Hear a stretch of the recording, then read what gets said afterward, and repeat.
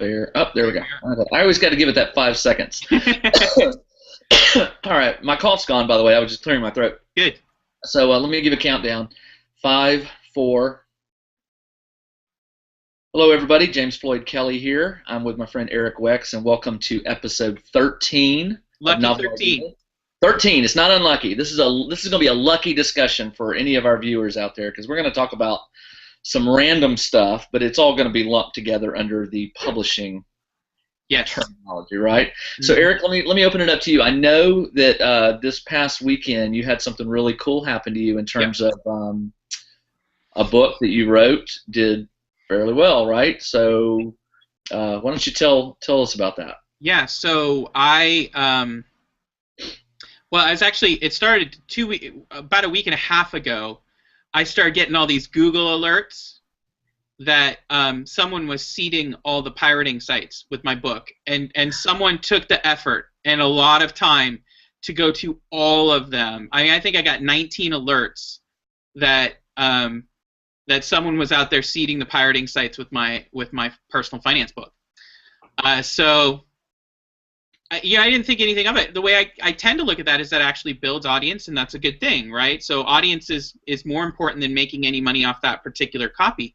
But, truth be told, whether it's coincidental, and it might have just been coincidental, but I did have a pretty significant sales drop in the next week and a half. Cut me down from doing, I'd say, 10 to 15 of those a day to 8 or 9, 7, 6 on some of the days.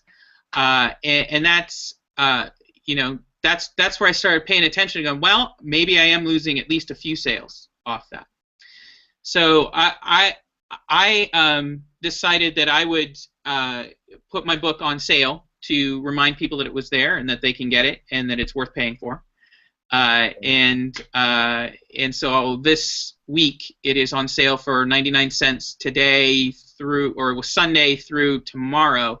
And then the rest of the week it'll be on at $1.99 before going back up to full price next weekend. So was very pleasantly surprised on Sunday when I did that to sell over 500 copies of the book. So it did great. And then yesterday I sold over 300. Today it looks like I'm going to be down around 100 is kind of my estimate of unless something takes off. But certainly the first thing to talk about is when you do, what Kindle Direct Publishing, why it matters, and why I think authors should really consider, if they're doing mostly ebooks, why I think they should really consider going Kindle exclusively.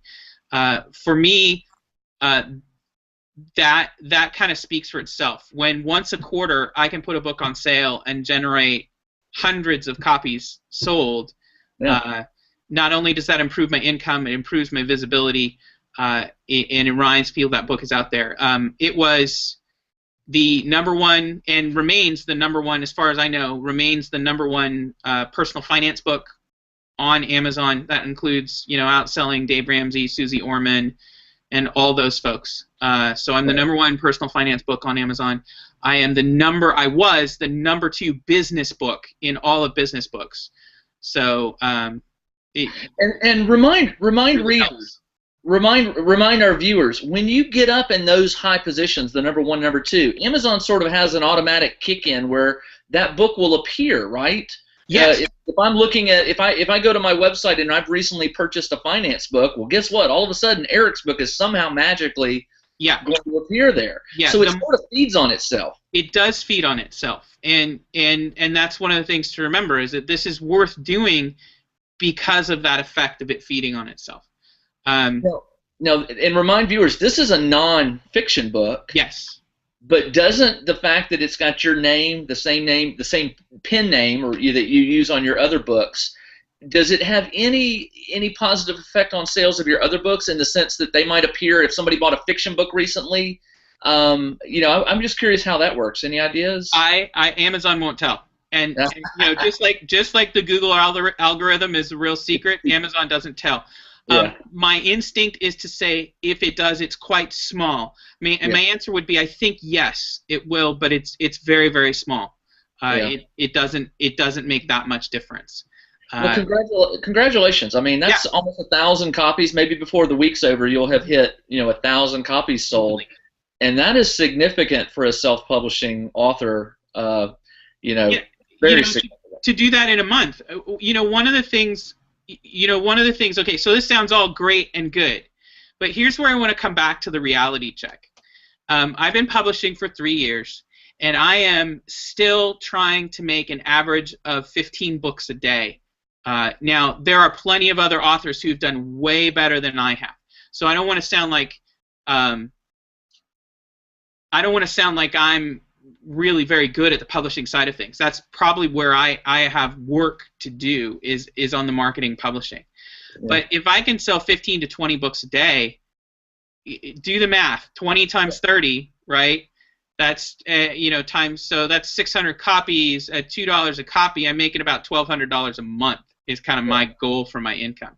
And I wanted to share that today and be open about that. And my wife and I have made the strategic decision. I have a wife who's very willing to do this. She's very much happy to starve as long as we're together as a team and working on this as a team, and that's kind of the way we feel.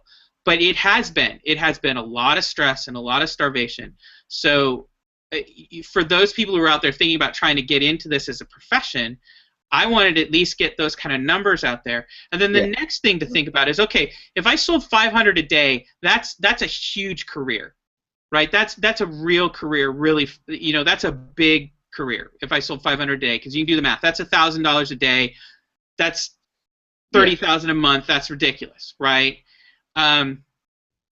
If I were selling them at full price. Now, the other thing is I had to put them at 99 cents to do that. So that was actually about $350. But even $350 a day, that's a nice income. It's a fine income, right? But there are only 200 books. There's only 200 books. I was at 240 that day was where I peaked. There are only 240 books that are selling those kind of numbers. There are tons of books that are selling 1 to 2 copies a day, or for me 10 to 15 copies a day, and that's hard to get by. Now, Eric, talk for a second. What got your book on the radar? I mean, what spurred this sudden surge? Yeah, okay, so part of this book took off when I first put it out, and that's because I got in on the right part of the curve. This is the other thing that I want to talk about. The gold rush days of being a Kindle published author are over. You need to be doing this for other reasons other than you can write something and make money. It just doesn't happen. Nonfiction is still better than fiction. Fiction is flooded. Fiction is just flat out flooded. You need to be doing this. If you're going to become an author, you need to be doing this because that's what you are, and you're willing to let the chips fall where they may financially to do that. And I personally think that's a better life than being concerned about finances first and just hating yourself all the time. That just doesn't work for me. So I think one of your key points here is this. Once you start, you can't stop, because with Amazon, it's all about put another book out, put another book out, because eventually that snowball gets big enough that it starts rolling on its own. And you can't, in this day and age, unless you were just a genius writer and you get that one lightning strike of luck, you can't write one book and expect to retire. Right. And I think there's a great distinction that you're making there, James, in that there is a difference between the lightning stroke of luck and the career writer. The career writer is putting out as many books as they can, and even there, I'm not the greatest example. I'm slow. I'm flat out. I'm just slow. I'm going to get one major novel out a year, maybe 2. There's a lot of other stuff I'm going to do in between. Yeah. But I'm not going to see that. You're not going to see a Rubicon. I hate to disappoint my fans, but you're not going to see a Rubicon until next spring, or next summer. Well, the level of planning that goes into a Rubicon is much different than the level of planning that goes into like a nonfiction computer book. Or the level of planning that goes into a lot of fiction books. So that's who I am as a writer in that particular series, and I have the details that I really want to sweat, and I have to get comfortable, and it's hard sometimes to be comfortable with that. There are writers who are putting out a 50,000 word novel every 2 months, and those are the people who can make it. Those are the people who can really make it. Well, and let's do a caveat there. There's one particular, I'm not going to name names. There's one particular author, or actually it's a couple co-authors, that I read their stuff. They put out about a novel, it seems like almost every month. Yep. Here's the deal. They make a lot of money. They do very well. But their books, I'm not wowed by the plot or the story or the dialogue, but here's the clincher. They produce. They've got just enough, not just enough fans, they've got a large fan base that will buy a book every month. When they release the newest one, they buy it. And I do it. I pay the $2.99 or whatever, $3.99, and I read it. Immediately after I finish it, I go, man, I could write so much better than this. But the thing is, I don't. They do. They're producing and they're making money. And you could write so much better than that if you took 6 months to put out the novel, right? And so as a writer, that is a fine, I'm not here to criticize them. They are giving the public what they want, and the public is happy to buy and read their books, and that's fantastic. That is a great way to go. You're going to have to know yourself as a writer and figure out where you're going to fall in that spectrum. I'm kind of, for an indie guy, I'm kind of on the extreme end of how long it takes me to get a full-length novel out. And I would do well to create some kind of series in between. It's one of the things I'm working on. It's one of the reasons I'm writing a YA work with my daughter, about 50,000 words, right? That whole series, the whole goal of it is to get out of the hard science fiction where I feel like I've got to sweat all the details and just be able to produce something. Well, let me tell you, one of my favorite science fiction writers, he puts out about he puts out about 2 books a year, but he has different series. The series that I absolutely love, I get maybe 1 new book every 2 years. It drives me crazy. Yep. But if he took 6 months to write them, they would not be the level of story and quality writing that I have come to expect. And so, as a fan, I when I finish it in 2 days, I put it aside and I cry a little bit because I know I've got 2 years before the next one comes out. It just happens. But this is the thing, Eric, and this is what I admire about you. You know how fast you can write. You know the quality that you want to write at. You know your speed, and you've sort of said, this is what I'm going to do. And if it takes 10 years, because I've heard you tell me that, 10 years, if it takes 10 years, a decade, then that's what it's going to take. But let me tell you something. In 10 years, I really, really hope to be going to the bookstore and saying, yeah, I knew Eric when he was that would struggling. Be fantastic. I hope you're going into the bookstore in 10 years saying that same thing. I hope there's a bookstore to go into in 10 years. Yeah, let's be honest. But hey, listen, let's change topics real quick. Although, unless you have anything you wanted to finish up with that topic. The only thing I just want to make sure that we're clear. I mean, this is something you do because you love. Yes, you can make money at it, but if you're going into it because I'm thinking a lot of the millennials right now, right? The millennials are wise to be looking around saying, how do I make my own career rather than how do I get myself involved in a corporation or the current economy. If you're a millennial, creating your own space in the economy is a good thing. And if you're a millennial that wants to write, that is a fantastic idea. You have an advantage. Keep your expenses as low as possible, right? So I've given you kind of the numbers that I'm looking at after 3 years of writing. You can get by on that if you're an individual and you're rooming with somebody else and right? And you're taking public transportation and you live someplace where that matters and you can do that. You can do it. But you're going to live on top ramen for a lot of years to make that happen. And you're not going to be buying new cars or houses or anything like that. So it's something where I think we just want to I just want to make sure that people understand that you're going to do this because you love it, because you have to, because it's what you're made to do, and that the gravy train days of getting into self-publishing are over. That window lasted for 6 months to a year. It's interesting that the indie book model sort of follows the mobile phone app model. Yes.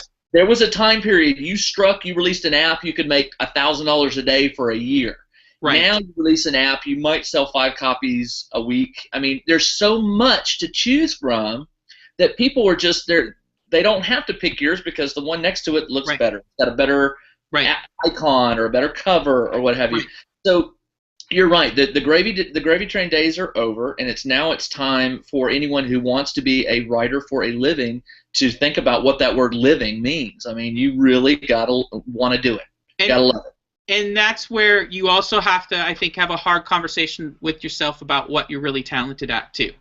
Because the other thing I think I see is a lot of people getting into this industry who aren't, I don't believe that you can't learn to write, but they need to put in the effort to learn to It write. takes a while. That's the way to say it. It takes a while. It takes a while. And so you have to go through that learning curve. Like I'm a good writer. I'm not a great writer. Like I still think there's a lot for me to learn. And man, it's one of the first business expenses on my list. Is there some very high-end writing classes that I would love to get involved in? But they're $400 or $500. Yeah. That's half a month's worth of income for me. I can't pay $500 for writing classes right now. I just can't. Well, in the old days, if a publisher or an agent saw promise in a writer, they would sort of train that. They would sort of like take them hand in hand and say, let's polish this together. Today, they're like, no. They don't have time for it. All they want is they want a finished novel. It's got to be good, and then they want to spit it out on the shelves and go on to the next writer. You can't. In the non-fiction world, I'm still lucky in that I can get my editor on the phone and have a discussion about a format or something like that, or a technical question. But those days are quickly going away because the editors are realizing that with digital publishing, it's just numbers. They just want to put the content out there. They don't need a handhold. So you're right. If you want to become a writer, you're going to have to do your own training. You're going to have to learn the ropes on your own. It's sort of unfortunate. It's funny. The timer just went off. Man, the time goes fast when you got a bunch of things to talk about. Let's quickly do this one. You and I a while back started talking about a not a gimmick, but something we wanted to do with geekdad.com, which we both write for, which was a serial story broken up into parts. And you're writing the story. I'll be doing the intro to it or sharing it with the Geek Dad writers. But talk real quickly. Have we decided how many parts it's going to be and how long it's going to run and things like that? My hope is to do 10 2,000-word stories. Okay. Or I should say a 20,000-word novella broken up into 10 2,000-word parts. That's the idea. And I am in the midst of research for that right now. And I intend to start producing the week after I'm done with StoryCon, so that'll be the middle part of October. Now let's be honest here. What you're going to put up for Geek Dad will probably get edited and revised before it comes out in a final form, correct? That's correct. Because you and I had talked that what we wanted people to have a glimpse into the story creation process and how you do it. So I'm not going into this expecting perfection. Good. But what I do want from you, and I think what some readers and viewers might want from you is, maybe we'll take a break after part 2 or part 3 and maybe have an interview with you, a Q&A about some of the problems you're encountering or some of the techniques you're using. Because what I wanted to do is I wanted to see a story sort of written, not necessarily in real time, because that's not going to happen, but you're going to be writing this as we go. And so I think it's going to be interesting to see what the initial draft looks like versus when you finally get it all done and clean it up and put it out there. It's going to be fun to reread it and compare. It'll be good. I'm nervous about that. It'll be good. I am nervous about that. I'm nervous about the whole thing, man. That deadline. Ugh. Well, we'll put caveats. We'll put some notes and warnings up that says, "Hey, warning! This is an alpha chapter." Yeah, no joke. An alpha.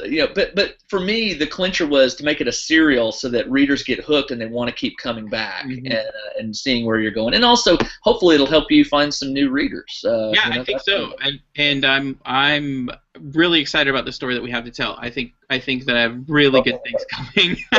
Those spoilers. I'm looking forward to it. Hey, listen, we're out of time, but before we go, just a reminder: StoryCon is in two weeks, right?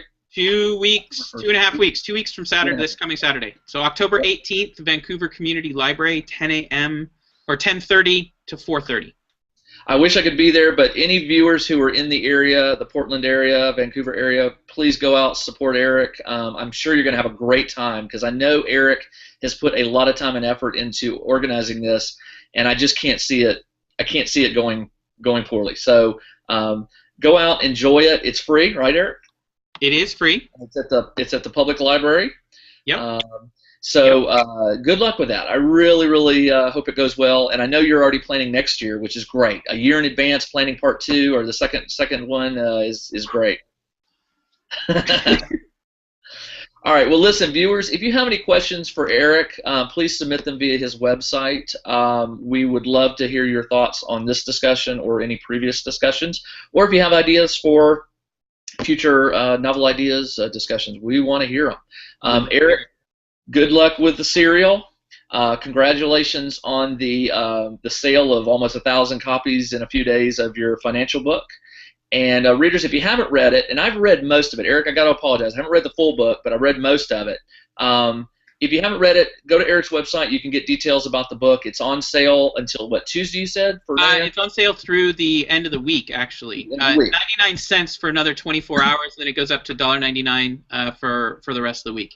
Okay, grab a copy, 99 cents. If you really, really like Eric, wait a little bit and pay $1.99 for it, and hopefully you'll like the book well and can spread the word about it. And again, one more reminder: if you've read Rubicon or any of Eric's books, please go to Amazon and consider writing a review. As Eric has stated in previous novel ideas casts, it's so important for authors to get these reviews. The magic numbers are usually what, Eric? 10? 10 to 20. 10 is the first hurdle, and then 20 is the second.